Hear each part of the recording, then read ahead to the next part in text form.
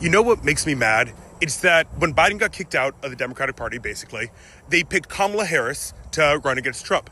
They said that she was the right person for the job. She said she was the right person for the job. She was supposed to be the person with the plan. Now, apparently she wasn't the right person for this job and she lost, but she said that she had a plan to fix things. Why isn't she talking out against all the fuck-ups that the Trump administration is making? Why isn't she out there every single day saying, this is what I would be doing instead? Why is she proposing a plan for the American people rather than cowering, being silent? I mean, if she believed that she was the right person for the job, if she was the right person for the job, then she'd be leading the charge against Trump right now. And she's not. Hello good people, a very good morning, good afternoon, good evening from wherever you're watching us from. This is Awake in Africa and I'm your host Bemo. Welcome back to another episode of our YouTube channel, and today I'd like us to talk about why are white people pissed because black people have decided to stay away from the mess that they created by themselves.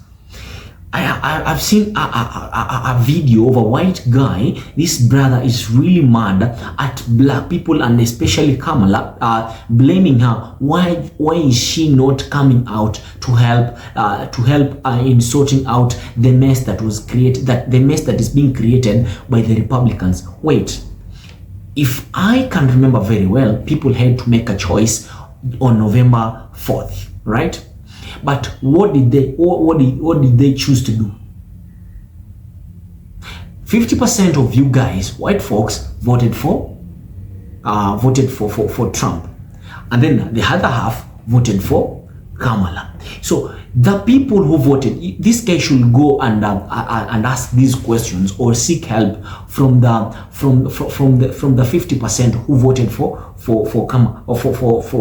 Trump. Because if I heard him very well, he was saying that after Biden was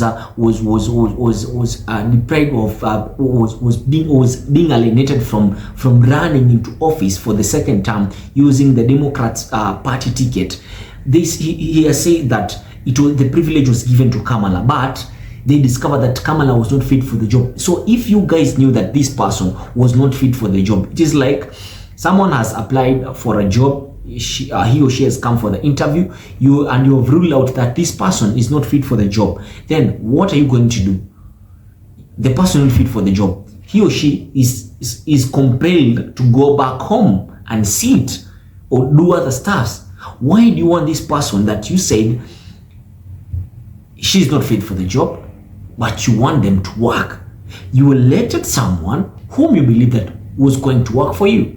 Tell that person to work for you. Guys, let us jump straight in the video, but before that, kindly take me to 1,000 subscribers, like this video, leave a comment, let us have a conversation going on in the replies. Don't forget to turn on post notifications so that every time I post a new video, you'll be the first person to get notified about it. But right about now, we jump straight to it and I'll be back with further commentary. So let's say you apply to a job.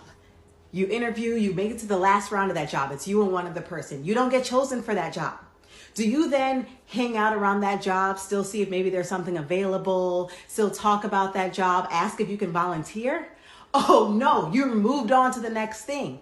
That's what Kamala Harris is doing. She's resting. She didn't get the job. She told y'all all of the things that are currently happening were going to happen. Nobody believed her. And now I see all of these people on my For You page, mainly white men, which is interesting, asking, where is Kamala Harris? Kamala Harris is minding her business, as she should be. She gave us the warning. She saw the red flags and no one wanted to listen. So if y'all are expecting somebody to step up to the forefront and really have an opinion or a plan or a movement, stop asking for her to do it. Stop expecting black women to step in even when we tried to be the ones to save the country and still lost. And y'all are still looking around for her? Child, please. You know what makes me mad? It's that when Biden got kicked out of the Democratic Party, basically. And you know what makes me mad? It is people who have homework getting out into the streets asking black women why they're not doing their work for them. That's what I don't understand. While you're worried about Kamala Harris, be worried about your mama, your daddy, your sisters, your brothers, your cousins, your girlfriend, your boyfriend, whatever you got. The people in your life and why they didn't vote for Trump. You really have no room to worry about any black person in this country when you have homework to do. Don't worry about Kamala Harris. She doesn't work for you for free. She doesn't work for you for free. Her whole entire life has been spent as a public servant, and now it's time for her to sit back and garner her rest. The woman is 60 years old. She is 60 years old. And just because Donald Trump chooses to work up until the end of his days to avoid jail time doesn't mean that this black woman should lift another finger to help you or the American people if she doesn't want to. Stay out of- You know what makes me mad? It's that when Biden got kicked out of the Democratic Party, basically. So I'm not going to explode on you because this is what you want. You want to piss off black people. It's very, very obvious rage bait. But what I am going to do is talk to other white people. Y'all need to stop doing this. Y'all need to stop expecting black people to save you in times of crisis. We do everything that we can to make this society better by voting and participating and building community, which is something that y'all still do not understand. And we are not your mammies. We do not fucking save y'all in times of crisis. Y'all need to learn how to save yourself. I'm really getting tired of seeing these videos of mainly white people asking where Kamala Harris is. Did you ask Hillary Clinton this? Did you ask Joe Stein this? Did you ask any other white person who lost an election where they are? We are not your superheroes. Go figure it out for yourself. Why isn't she out there every single day saying, this is what I would be doing instead? It's clear that this video is rage bait because I went through every single comment, and I found this comment, which I thought was really fucking funny. You're calling on Kamala to do something and say something, and yet you're throwing shade. So yeah, the video he made is rage bait, but I will say this. Expecting a black woman who has no responsibility to you whatsoever because people decided to vote otherwise, expecting her to swoop in like Captain Save-A-Ho and fix everybody's problem when people actively voted against her. But now that everything she told y'all was gonna happen is actively happening, now y'all want her to pull a miracle out of her ass and save everyone from the hell that's breaking loose on this country? When she told y'all exactly what was gonna happen if you voted the other way, what the fuck is she supposed to do? She needs to speak up. She needs to do something. Where is she gone? Did speak up. She tried to do something and people voted against her. She is not in a position of power. She's a private citizen. She holds no seats anywhere. What are you expecting her to say that she hasn't already said? I just think it's mighty funny how everyone wants to call on the black woman to be the strong, supportive one that's going to go and stand out on the front line. But everyone is quicker to dismiss the accolades and accomplishments when they feel threatened. Funny how that works. The fact that this video was even made is really, really telling. You could have called on anybody in Congress, in the Senate, in these governor's office, these mayor's offices, but you called on Kamala. She's at fucking Trader Joe's. So instead of you putting your energy and effort to where it can be heard and acted upon, you want to make a video about where is she? If you want to call anybody out and you want to have this conversation with anyone, have it with the people that voted against her. Right? Put your energy and effort where it makes sense. There's other ways to engage and build an audience than trying to use a black woman as the heel of your content. But ally, right? Listen, I get it. A lot of people are truly upset with what is going on in the United States. Worldwide, a lot of people are having a really hard time understanding why this happened. Like I said about veterans yesterday, like I have been saying since November 6th of 2024, we cannot have unity without accountability. We can't. Now, I can speak for myself within the black community. Been black my whole life. And I can tell you the conversations that are being had. Okay? Are they being had the way I'm saying it? No. But you can best believe they're being had. It is this. If you voted for this motherfucker, we got nothing to do with you. Nothing. Nothing to do with you. If you voted for some stupid ass way that got us this motherfucker, we ain't got nothing to talk to you about. We don't. You are all skin folk, ain't kinfolk. You are all skin folk, ain't kinfolk. You gotta go. We ain't trying to hear you. We're not. We're not. Whether you are straight up on the Trump train or both sides are the same, we got nothing for you. Nothing. Because your mentality got us here. And now your voting for Trump is going to cost your veteran uncle his motherfucking job at the VA and probably his veteran benefits. Your "I'm a vote for Jill Stein" is now resulting in your best friend getting deported. We got nothing for you. This is, in my community, I can tell you this because I've seen it. But now we're noticing that it's a tough pill for some of y'all to look at people that look like you and come from the backgrounds and the ethnicities that you do and see that they voted against you. It is hard for some of y'all. It is. I'm sorry, but you're going to have to face that fact. You can't unify with everybody. You can't even unify within your own community with everybody. And you know it. So maybe make some think pieces about it. Maybe start calling these motherfuckers out when you see them. Maybe go after them. We have woke up to the only way to deal with things now is accountability. It's the only way. It is the only fucking way to deal with things. If my son hits your son in the mouth, I deal with my son. Especially if your son did nothing, it's me dealing with my kid, right? But if my kid hits your kid in the mouth, I can't all of a sudden go after your child. Now when mine's still sitting in here, and if there's ever going to be any sort of groundswell against the Trump administration and the do-nothing Democrats, the very first thing that has to happen isn't unity. It's accountability. It's looking yourself in the mirror and say, did I do enough? Did I? Do I need to do more? When do I do more? I need to start doing more. It means going throughout your fucking family and chin checking the motherfuckers that did vote for this shit. Fuck is wrong with you? Why are you even in my fucking face? Get the fuck out. You are banished. We can't trust you. Stay over there. It means going throughout your fucking community.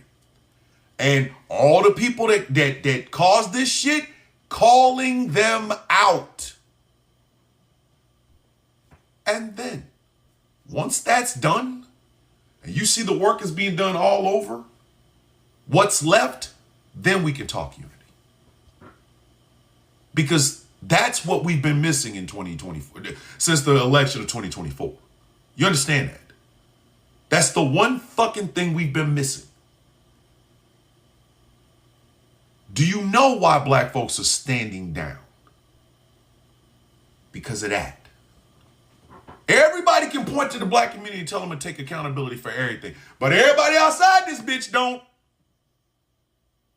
Y'all want our shit public, but you can do your shit private? Nah. No. The accountability should be as loud as the disrespect. It's as simple as that. You should take a cue from us and start calling these motherfuckers the fuck out. Instead, all I've heard, all I've seen is, what, me? Fuck no. No. You don't get to ask us to fight in your battles. You don't get to ask us to give a fuck about your shit when you don't. Because if you're not going to fix what the fuck is in front of you, what the fuck makes you think you can come fix some shit way over here? You can't. I'm sorry. You cannot. But what you can do is show everything on the other side over here that you are willing to go against the grain and not fuck calling them out. Show their faces. Give their names. Show their actions. Show it. The difference between an ally and an accomplice. An ally wants to do everything in front of you so that you get a chance to see, look at me, I'm doing it. An accomplice will do this shit before anybody even asks. Accomplices know, I can't even go over here. I can't talk to them yet. I ain't fixed this shit over here. There are people walking around me right now that I have yet to say a fucking thing to. I have yet to call them out. And to expect somebody outside of your ethnicity, your community, your whatever, to do the work you refuse to do, you out your fucking mind. You are out of your fucking mind. This is what black folks was trying to say to y'all without actually using those words. But since some of y'all still don't get the fucking hint, let me help you. We don't trust some of y'all, not because of your actions, but because of the actions of motherfuckers that we seen do the shit that you ain't saying nothing about. Same thing with racism. It's the same thing, fam. Same thing. If you all anti-racist, I don't see color, but you'll go to fucking dinner or Thanksgiving dinner with that motherfucking uncle that you saw on TikTok saying some old racial bullshit, then why the fuck am I listening to you? Why am I even talking to you? My problem is your uncle. You are irrelevant because you won't deal with your uncle. Now I got to deal with him. So please move your motherfucking ass out the way. Or you could fix your shit. Black folks do it all the time. MAGA, sellouts, fucking fucking Sambos, we do it all the fucking time. Some of y'all don't listen. Kanye West. But we do it all the time. Black folks are quick to cut a motherfucker off that we realize is not going to fucking help us. That's why you see so many black folks that are being called out talking about, look at the money and you just mad because you hate. No, motherfucker, we don't like you. Your ass is a detriment to every fucking black person. Black man, black woman, black gay, black they, black elderly, black children, black disabled. You are a detriment. You got to get the fuck out of here. Some of y'all ain't willing to do that. And instead, you make excuses. Polls and shit. Don't talk about it, be about it. You want unity? There must first be accountability. And if you can't be accountable or hold the motherfuckers that fucked us over accountable where you live, don't come to my neighborhood. Don't come to our neighborhood. Don't ask us to do something you're too pussy to do your goddamn self. We don't stand with motherfuckers that we know will run, and we don't stand with motherfuckers that will make excuses for that shit. I said what I said, and I ain't taking it the fuck back.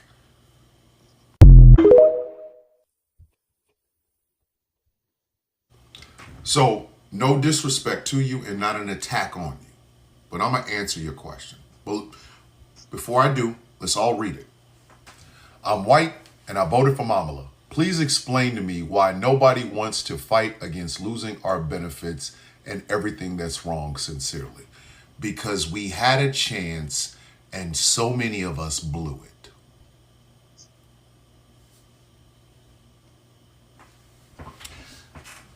Do you want to know where the disheartenment amongst black folks comes from? It's this. Character.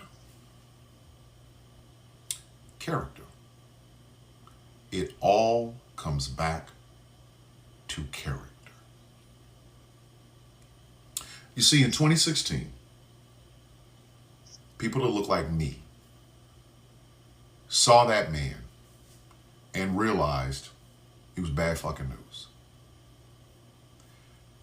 And we were looking at it from the standpoint of the amount of pure racism he's able to get away with. We were just sitting there going, we the only ones to see this? We the only ones to see this. We brought up the history of Fred and Donald Trump denying applications of black people wanting to live in their buildings. People poo-pooed it away. We brought up the fact that he said, his words, not mine, you can look them up. I don't want a black man voting. I don't want a black man counting my money. I want one of the guys with the yarmulkes. So he was not only racist, but he was anti-Semitic to begin with. There was I guess he was testifying in front of like the I don't know, I won't even say, it might have been Congress, I'm not sure. But it might have been the New York Congress, where he talked about, he was in a battle between him and Native American casinos, where he basically said, these were his words, not mine. Those don't look like Indians to me, and they don't look like Indians to other Indians. He said that. You had the Central Park Five, the exonerated five, where Donald Trump took out a full-page ad in every single New York newspaper, New York Times, New York Post, all of them, to declare that we should have the death penalty for these 5 men because of what happened in Central Park. They weren't men, they were kids, and they were innocent. And to this very day, he's never apologized. So when he starts running for president, a lot of people like me were like, no, fuck no, hell no, fuck no. Keith Ellison, Representative Keith Ellison at the time, said, y'all need to keep an eye on him because he could not only win the Republican nomination, but he could win the presidency. And everybody laughed. George Stephanopoulos. And then we watched as America gave him more and more time, more and more energy. We were disappointed. And then he won. Despite the efforts of black women, of black folk. We sat there and watched as America said, yeah, give us some of this. For black folks, America is on a we trust you case by case basis. And so far, it ain't never really actually gotten the trust. 4 years of this. And we watched as that man did nothing about COVID. Nothing. Not one damn thing. Which was disproportionately attacking African Americans. And poor, I'll say poor people, I will say poor people, but for this conversation, I'm talking about black folks, right? There was a time when people found out that there were more black folks dying from COVID than white people, and they just stopped giving a fuck. And then he lost. Once again, we, being black folks, helped to get him the fuck out. You can say, oh, well, you guys was on the Democratic plantation, one of those things we cannot stand hearing, but it seems to come out of everybody's mouth, but I digress. Or you can honestly say, we looked at the fucking writing on the wall, it's like, he gotta go. And so he was gone. January 6th happened. We had sat and listened as American society talked about riot, riot, riot, riot. You burn down a city, you burn down a town, you burn down a state. When it was Black Lives Matter. But then we watched January 6th happen and was like, I guess this ain't the same. I guess this isn't gonna live in shame, isn't? Y'all shame, but really bad. Okay. And for 4 years, we worked, we took care of our kids, we took care of our families, but with that one eye towards watching the American populace do this shit again. Because that motherfucker started running for president, re-election, for the 3rd time on January 7th of 2021. He was going to be president again. We watched as people shit on Biden for his age and cognitive decline, but never once said a fucking thing about this man. And that got bullied Joe Biden out and brought Vice President Harris in. Now, in the time of all of this, we also realized that Project 2025 was out there.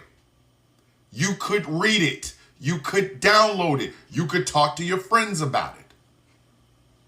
But everybody else had an agenda. Everybody. I'm not voting for him because I'm not voting for her because of what she did in Gaza. What the fuck did she do? She's the vice president. We watched as Everybody put a standard on Vice President Harris that they never once put on Donald Trump, and it pissed us off. Pissed us off. We were out there, especially black women. Black women are the backbone of democracy. They was out there in full force. When they tell you a motherfucker shouldn't be there, and they've said it 3 fucking times about this same motherfucker and nobody listened, then the election happens. And we watch. And it happens again. Now, does that mean a lot of people did not vote for Vice President Harris? No, it doesn't. It means a whole lot of us voted for Vice President Harris. But the majority sat their ass at home, voted stupidly, or voted for this. We're tired. We are fucking tired. We are tired of being the beast of burden for this nation. We're sick of it. Nobody ever wants to listen to us until some shit fucks up. Every time we tell y'all, yo, this shit ain't good, what happens? Oh, we see racism everywhere. Probably because it is.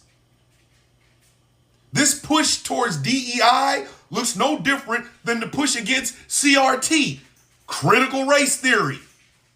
Some shit black folks say, hey, yo, that's real racist. Nothing. So we're sitting down. Because obviously, America is just hell-bent on having this motherfucker in the White House. Despite the efforts of every goddamn body else, a large majority of the Americans sat the fuck at home and said, this ain't gonna be that bad.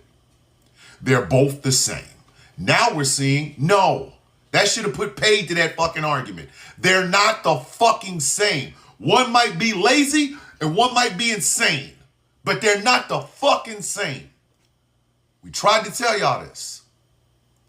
So now we're like, fuck it. Whatever the fuck happens, keep us out of it.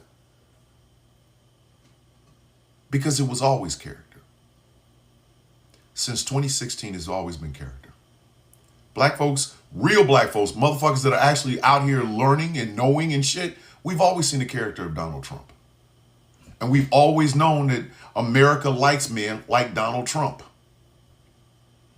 We were told we were paranoid. We see racism everywhere. We're victim mentality. We're victim blaming, not taking any accountability. We tried to fucking tell y'all.